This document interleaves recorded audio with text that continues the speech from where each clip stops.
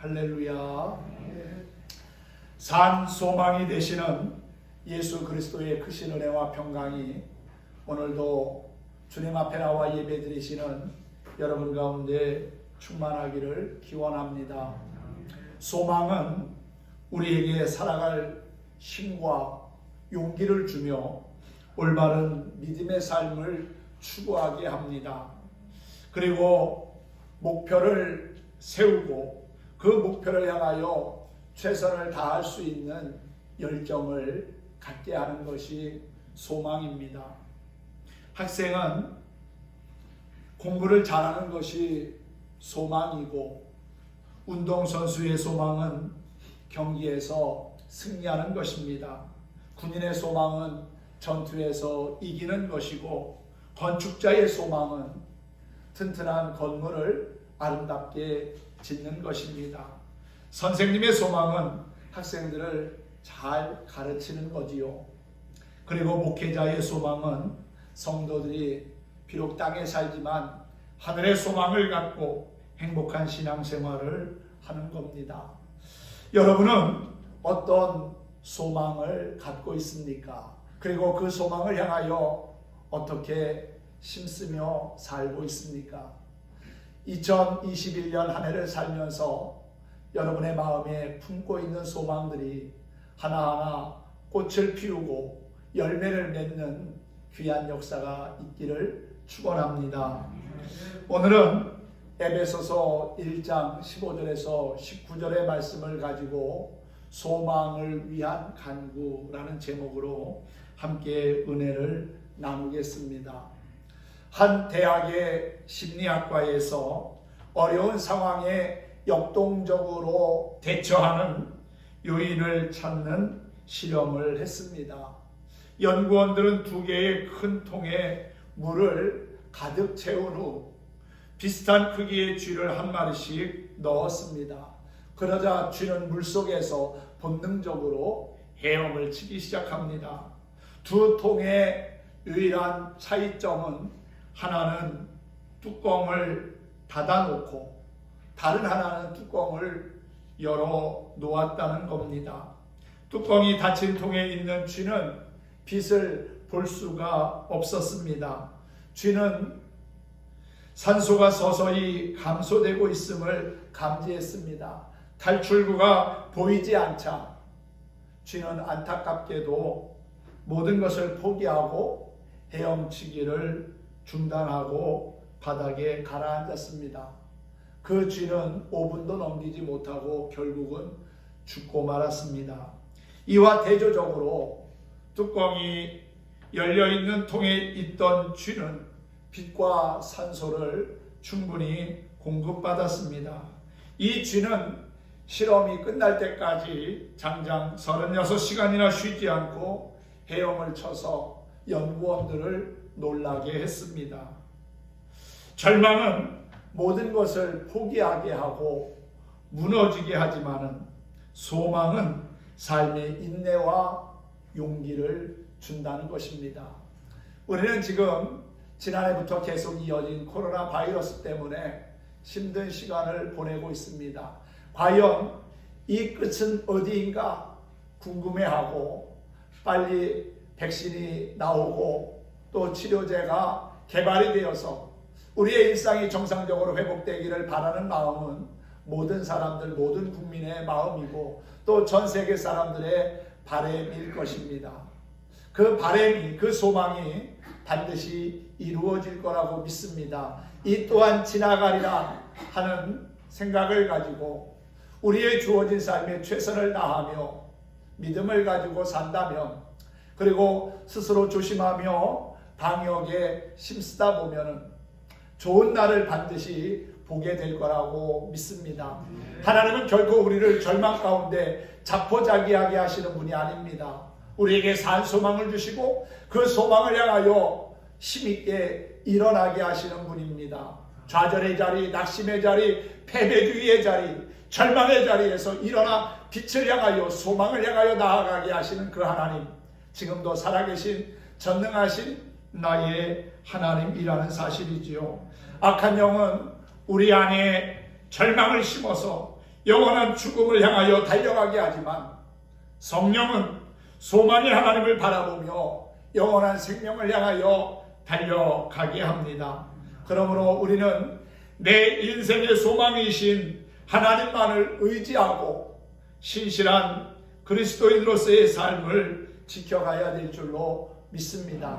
소망은 앞으로 장차 실현될 가능성을 바라보는 거지요.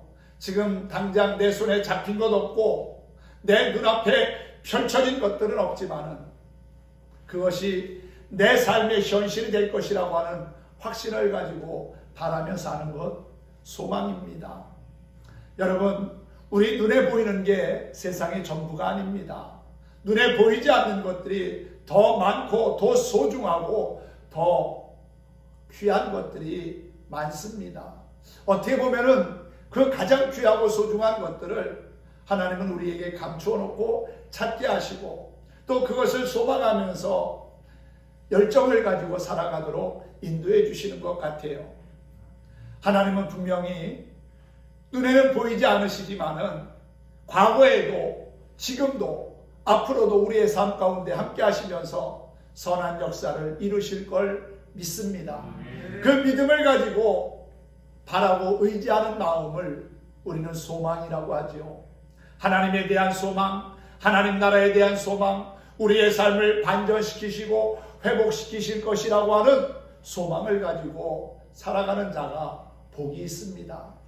소망이 없이 살아가는 사람은 앞날에 비전이 없지만은 앞날에 선한 역사를 기대하기 어렵지만은 비록 지금은 힘들고 어려울지라도 마음의 소망을 품고 그 소망을 가지고 기도하며 으쌰으쌰하며 나아가다 보면은 그 소망이 내 삶의 현실이 되고 내 삶에 펼쳐져 있는 것을 반드시 확인하게 될 거라고 믿습니다.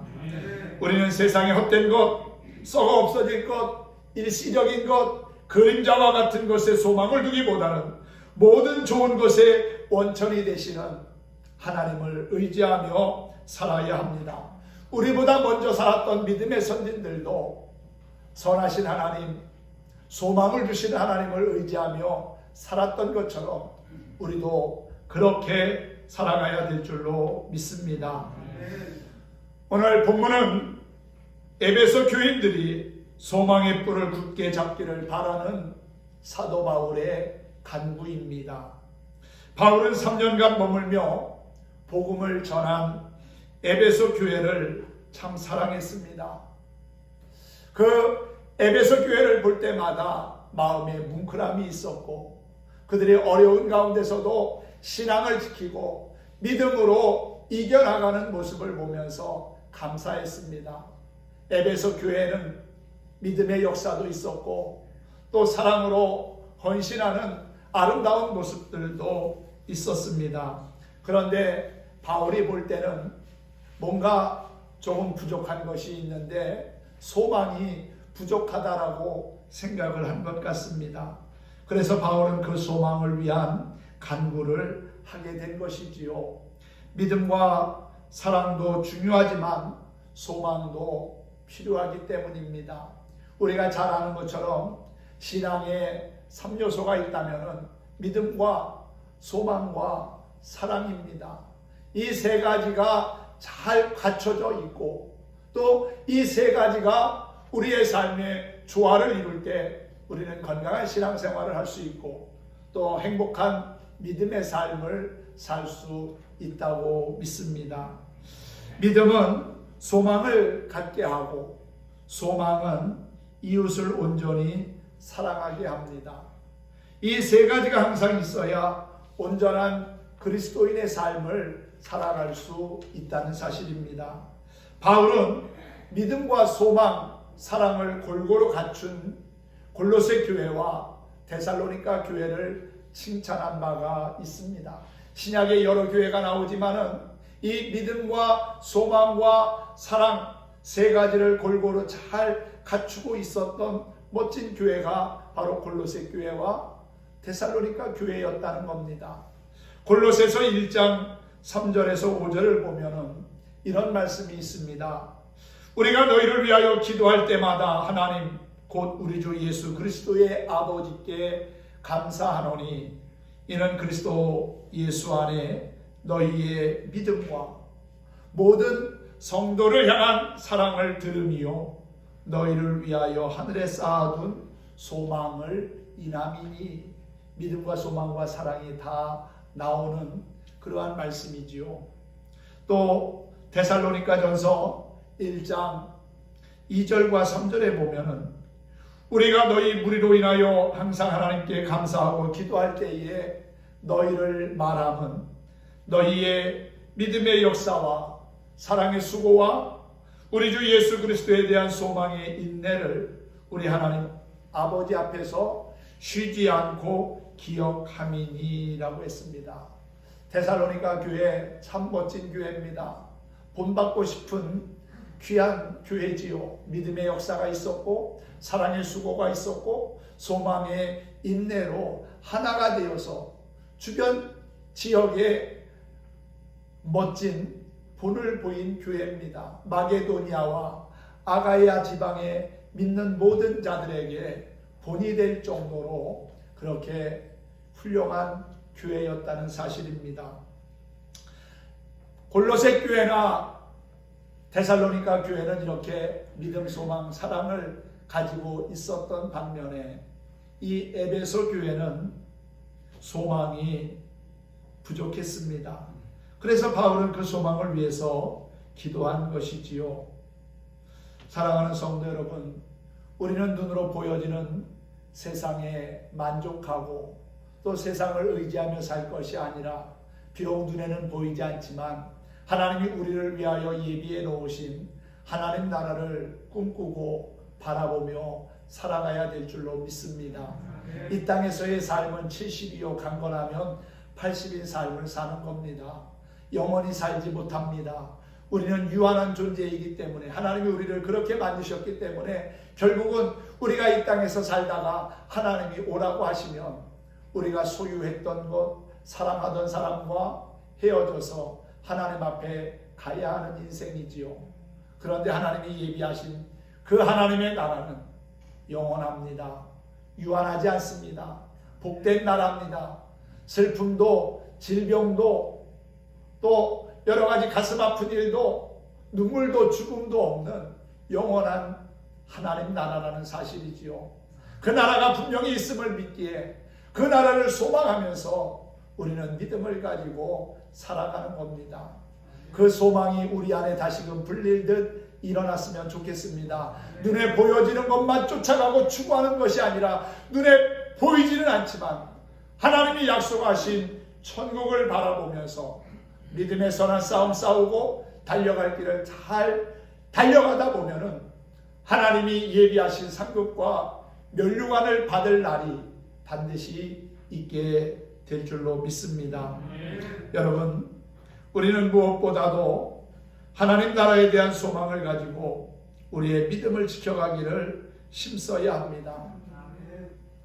희생하기보다는 대접받기를 원하고 섬기는 삶보다는 섬김받기를 좋아하는 그러한 모습이 혹시나 우리 안에 있지는 않습니까? 이러한 모습들 때문에 우리 안에 소망이 퇴색되어져 가고 있지는 않습니까? 소망의 메시지가 회복되어야 하고 소망의 삶이 우리 안에 다시금 회복되는 역사가 있어야 될 줄로 믿습니다. 오늘 사도 바울이 소망을 위하여 기도한 것처럼 주님, 내 안에도 하나님의 말씀에 대한 소망, 하나님 나라에 대한 소망, 천국에 대한 소망을 품게 하옵소서. 그렇게 기도하면서 더욱더 신실한 그리스도인의 모습을 지켜가는 저와 여러분이 되기를 소망합니다.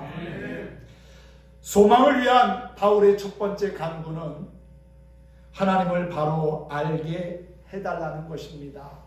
오늘 본문 말씀 17절입니다. 우리 주 예수 그리스도의 하나님 영광의 아버지께서 지혜와 계시의 영을 너희에게 주사 하나님을 알게 하시고 그랬어요.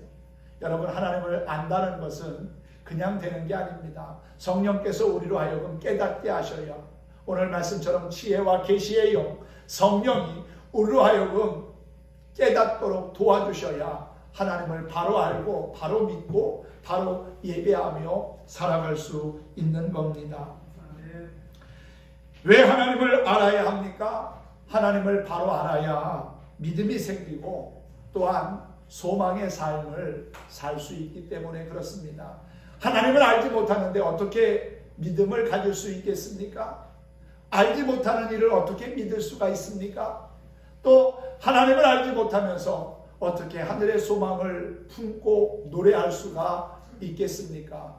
그러므로 우리는 무엇보다도 내가 예배하고 내가 찬양하고 내가 섬기는 하나님이 어떤 분인지는 분명히 알아야 될 줄로 믿습니다. 그분은 우리를 너무 사랑하셔서 독생자이신 예수 그리스도를 우리에게 보내주셨고 십자가에 피 흘려 죽게 하시면서까지 우리의 죄를 도말하신 분입니다. 그리고 우리에게 산 소망을 주시려고 예수님을 그 죽음의 고난의 자리에서 살리셔서 잠자는 자들의 첫 열매가 되게 하신 분이지요. 그분은 지금도 살아계실 뿐만 아니라 우리의 삶을 주관해 가시는 전능하신 하나님이십니다. 창조주 하나님이십니다. 나의 아버지라는 사실이지요. 이 하나님에 대한 분명한 지식을 가지고 하나님을 알고 믿을 때와 모르고 믿을 때는 큰 차이가 있습니다. 하나님을 바로 알고 믿다 보면은 늘 하나님 앞에 내가 서 있음을 깨닫고 모든 것을 조심하고 또 어떻게 하면 하나님을 기쁘시게 할까, 어떻게 사는 것이 하나님 마음에 합한 삶인가를 고민하면서 그러한 신실한 믿음의 삶을 살아가게 될 것이라는 사실입니다. 찬송가 453장을 보면은 예수도 알기 원하네 크고도 넓은 은혜와 대속해 주신 사랑을 간절히 알기 원하네 내 평생의 소원 내 평생의 소원 대속해 주신 사랑을 간절히 알기 원하네. 우리가 잘하는 찬양이지요. 날 대속해 주신 그 하나님의 놀라운 은혜와 사랑을 알기를 원하는, 깨닫기를 원하는 저와 여러분이 되기를 소망합니다. 하나님은 말씀만 하시고 뒷짐지고 계시는 분이 아닙니다. 그 말씀하신 것, 약속하신 것을 반드시 이루시는 신실하신 하나님이라는 사실입니다. 이사야서 54장 10절에 보면 이사야 선지자가 이렇게 고백한 바가 있습니다. 산들이 떠나며 언덕들은 옮겨질지라도 나의 자비는 내게서 떠나지 아니하며 나의 화평의 언약은 흔들리지 아니하리라. 너를 긍휼히 여기시는 여호와의 말씀이니라 그랬어요. 여러분, 하나님이 우리와 맺은 화평의 언약은 절대 흔들리지 않습니다. 파기되지 않습니다. 왜냐하면 하나님은 약속하신 말을 반드시 이루시는 분이기 때문에 그렇습니다. 그래서 구약에 약속하신 예수님을 이 땅에 보내주셨고 그분이 십자가에서 피 흘려 죽으시고 또 말씀하신 대로 3일 만에 부활하셔서 우리에게 영원한 생명의 길을 허락하신 것 아닙니까? 그리고 누구든지 그 예수님을 믿으면 죄사함을 얻을 뿐만 아니라 구원함을 얻어서 하나님의 자녀가 되고 영생을 얻는다고 그랬습니다.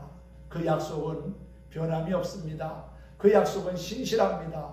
우리는 그 약속의 말씀을 가지고 붙잡고 소망을 가지고 살아가는 거지요. 사람은 쉽게 변하지만 하나님은 그렇지 않습니다. 변함없이 영원토록 우리와 함께 하시며 약속을 지키시는 그 신실하신 하나님, 바로 나의 주님이라는 사실이지요. 할렐루야. 그분이 나의 주님이시고 나의 하나님이시고 나의 아버지라고 하는 사실이 얼마나 감사한 일입니까? 하나님은 약속대로 아브라함과 그의 자손들에게 복을 주셨습니다. 하나님은 아브라함을 부르시고 세 가지의 약속을 하셨습니다. 지난주에 말씀 기억하십니까? 창세기 12장의 말씀을 가지고 축복의 사람이 됩시다 라는 그러한 말씀을 드렸지요. 아브라함을 하나님이 부르실 때 그는 갈대아 우르에서 우상을 만들며 살았던 그러한 이였습니다. 하나님과는 전혀 관계없는 삶을 살았던 그를 어느 날 하나님 찾아오셔서 고향과 친척과 아버지의 집을 떠나랍니다. 그에게 세 가지를 약속하시는데, 첫째는 그에게 많은 자손을 주시겠다는 것이고요. 그리고 가나안 땅을 주시겠다는 것과 또한 아브라함을 복의 근원이 되게 하시겠다는 거였습니다. 복이 되게 하겠다는 거지요. 너를 축복하는 자에게는 내가 축복하고 너를 저주하는 자에게는 그를 저주하리라. 그렇게 세 가지의 약속을 할 때 비록 하나님의 약속하신 바가 당장 눈앞에 현실이 된 것은 아니지만 그것을 하나님이 이루실 것을 믿고 소망 가운데 그는 갈대아 우르를 떠나고 또 하란을 떠나서 하나님이 예비하신 가나안을 향하여 나아가게 됩니다. 그리고 가는 곳마다 제단을 쌓고 하나님 중심의 삶을 살았지요. 결국 하나님이 예비하신 은혜와 복이 그의 삶에 풍성하게 임하게 되고 그 아들 이삭 또 그 손자인 야곱과 12아들들을 통해서 한 가정이 가문을 이루고 민족을 이루어가는 역사를 하나님이 이루신 것을 보게 됩니다. 하나님은 그렇게 약속하신 것을 이루시는 참 좋으신 분입니다. 조카 롯과 헤어져 허전해하는 아브라함을 하나님께서 찾아오셔서 말씀하시지요. 너는 눈을 들어 너 있는 곳에서 북쪽과 남쪽 그리고 동쪽과 서쪽을 바라보라. 보이는 땅을 너와 네 자손에게 주리니 영원히 이르리라. 내가 네 자손이 땅에 티끌 같게 하리니 사람이 땅에 티끌을 능히 셀 수 있을진데 내 자손도 세리라 그랬어요. 하나님은 약속대로 아브라함의 자손에게 큰 민족을 이루게 하셨습니다. 사도행전 7장에 보면 스데반이 설교한 내용이 나옵니다. 그 설교 가운데 이러한 말씀이 있어요. 사도행전 7장 17절인데요. 하나님께서 아브라함에게 약속하신 때가 가까움에 이스라엘 백성이 애굽에서 번성하여 많아졌더라 라는 말씀입니다. 하나님은 아브라함의 자손을 애굽에 보내시고 그곳에서 큰 민족을 이루게 하셨습니다. 당시 애굽은 아브라함의 자손들을 키우기에 가장 적합한 곳이었던 것 같아요. 아무튼 자손으로 큰 민족을 이루시겠다고 하는 하나님의 약속은 그렇게 성취되었습니다. 또 하나님은 약속하신 대로 가나안 땅을 아브라함의 자손들에게 주셨습니다. 여호수아서 21장 43절을 보면 여호와께서 이스라엘 조상들에게 맹세하사 주리라 하신 온 땅을 이와 같이 이스라엘에게 다 주셨으므로 다 주셨다는 표현이 나옵니다. 그들이 그것을 얻어 거기에 거주하였더라 그랬어요. 많은 시간이 지나간 것은 사실입니다. 그러나 결국은 그 땅을 아브라함의 자손들에게 주셨습니다.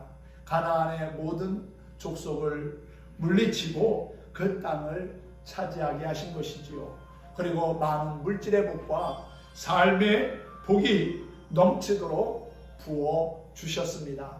창세기 13장 6절을 보면은 아브라함의 소유가 재산이 너무 많아서 조카 롯과 같이 살 수 없는, 동거할 수 없는 그러한 정도에까지 이르렀다고 했습니다.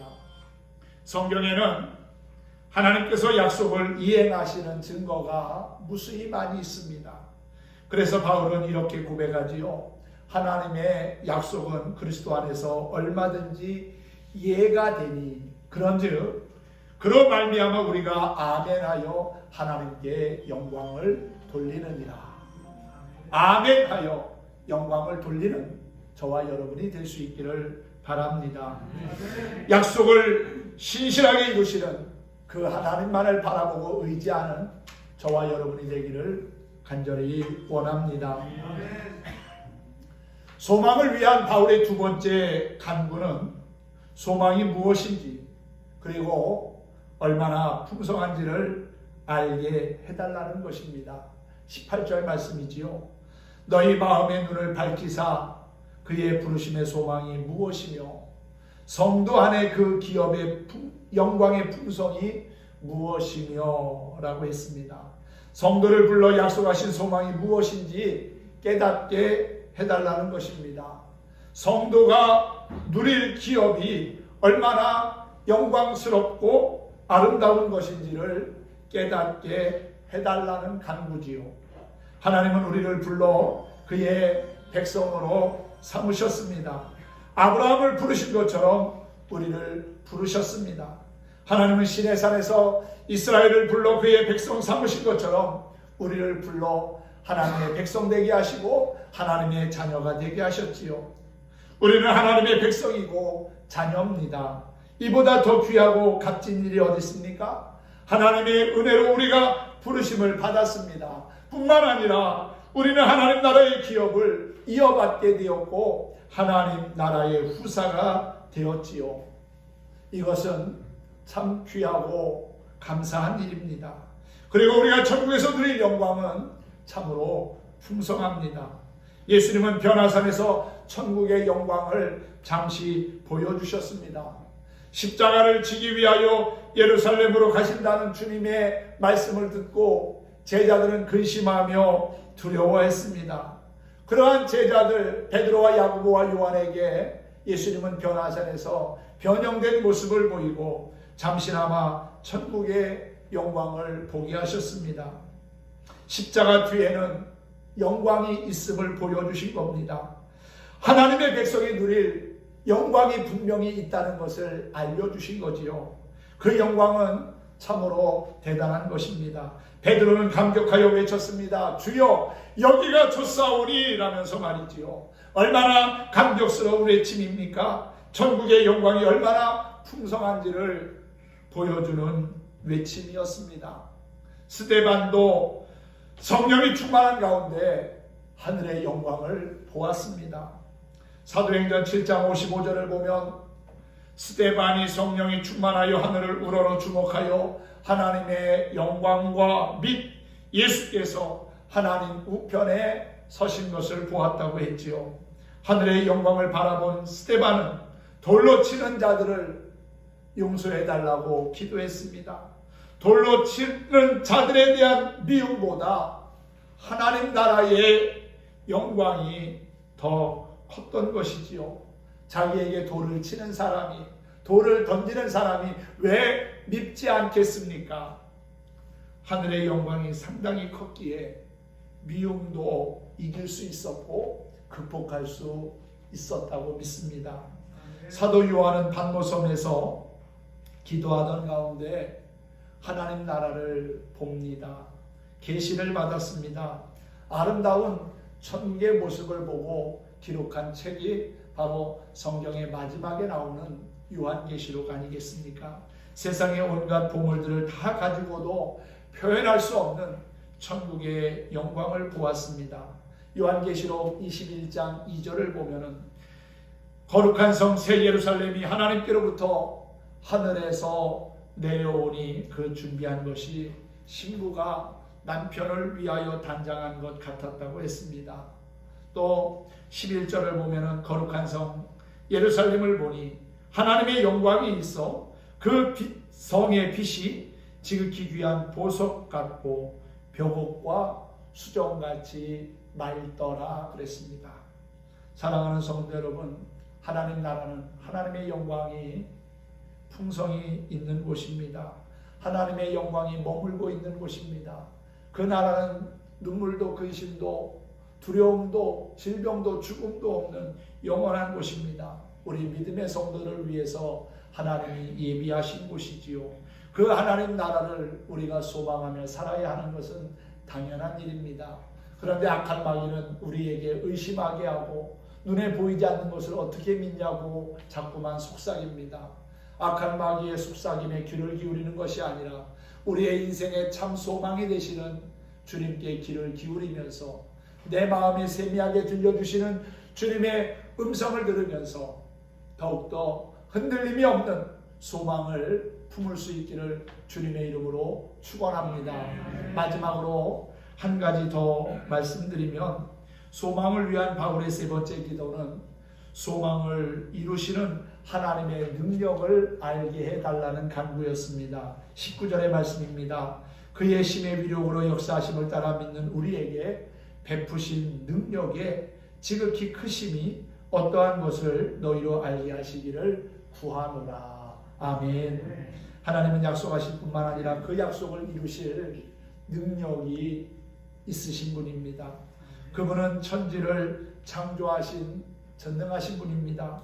그분에게는 불가능이 없습니다. 우리는 유한하고 또한 조금만 한계점에 도달하면 낙심하고 주저앉을 수밖에 없는 그러한 연약한 인생이지만은 하나님은 전능하시고 그분의 능력은 우리가 상상할 수 없는 무한하시다는 겁니다. 우리의 짧은 머리로 그분의 능력을 스스로 판단할 수 없을 정도로 그분의 능력은 무한하시고 영원하십니다. 하나님은 그의 능력을 예수 그리스도를 통하여서 확실하게 보여주셨습니다. 예수님을 죽은 자 가운데서 살리셨지요. 잠자는 자들의 첫 열매가 되게 하셨고 죽음 이후에 또 다른 새로운 삶이 있음을 보여주셨습니다.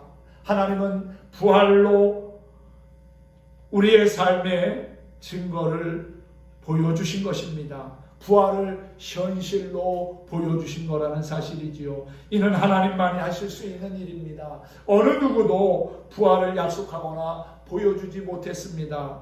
윤회를 주장하는 사람들이 있습니다. 그러나 윤회는 영생의 보증이 아닙니다. 환생을 말하는 종교도 있습니다. 그러나 그것 또한 영생을 보증하지 못합니다. 하나님만이 영생을 보증하셨고 우리에게 확인시켜 주셨습니다. 예수님을 통해서 말이지요. 그래서 그 하나님은 능력이 무한하신 분이라는 사실입니다. 사랑하는 성도 여러분, 하나님 나라 천국에 대한 소망을 갖기 바랍니다. 그것은 영광스러운 곳이고 성도가 누릴 기업이 풍성한 곳입니다. 하나님께서 우리에게 그 나라를 예비하셨다고 약속하셨습니다. 하나님의 약속은 반드시 이루어집니다. 하나님의 상급이 우리에게 주어질 것을 믿으십시오. 우리가 수고하고 애쓴 것, 주님의 이름으로 봉사하고 헌신한 것, 천국에서 귀한 상급과 면류관이 될 날이 반드시 있을 겁니다. 천국의 소망으로 날마다 새 힘을 얻어서 승리하는 우리 모든 성도들이 되기를 예수님의 이름으로 간절히 축원합니다. 축복합니다.